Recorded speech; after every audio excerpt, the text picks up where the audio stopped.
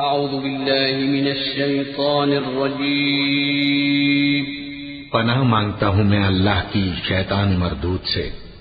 بسم اللہ الرحمن الرحیم شروع اللہ کا نام لے کر جو بڑا مہربان نہایت رحم والا ہے۔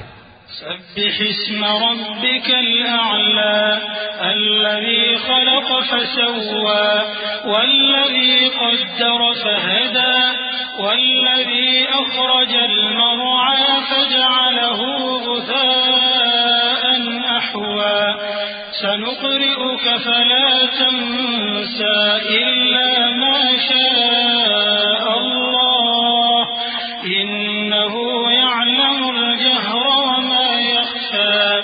اے پیغمبر صلی اللہ علیہ وآلہ وسلم، اپنے پروردگار عالیشان کے نام کی تسبیح کرو، جس نے انسان کو بنایا پھر اس کے اعضاء کو درست کیا، اور جس نے اس کا اندازہ ٹھہرایا پھر اس کو رستہ بتایا، اور جس نے چارہ اگایا پھر اس کو سیاہ رنگ کا کوڑا کر دیا۔ اے نبی صلی اللہ علیہ وآلہ وسلم، ہم تمہیں پڑھا دیں گے پھر تم فراموش نہ کرو گے، مگر جو اللہ چاہے۔ وہ کھلی بات کو بھی جانتا ہے اور چھپی کو بھی۔ وَنُيَسِّرُكَ لِلْيُسْرَى فَذَكِّرْ إِن نَّفَعَتِ الذِّكْرَى سَيَذَّكَّرُ مَن يَخْشَىٰ وَيَتَجَنَّبُهَا الْأَشْقَى الَّذِي يَصْلَى النَّارَ الْكُبْرَىٰ ثُمَّ لَا يَمُوتُ فِيهَا وَلَا يَحْيَىٰ قَدْ أَفْلَحَ مَن تَزَكَّىٰ وَذَكَرَ اسْمَ رَبِّهِ فَصَلَّىٰ بَلْ تُؤْثِرُونَ الْحَيَاةَ الدُّنْيَا وَالْآخِرَةُ خَيْرٌ وَأَبْقَىٰ إِنَّ هَٰذَا لَفِي الصُّحُفِ الْأُولَىٰ صُحُفِ إِبْرَاهِيمَ وَمُوسَىٰ۔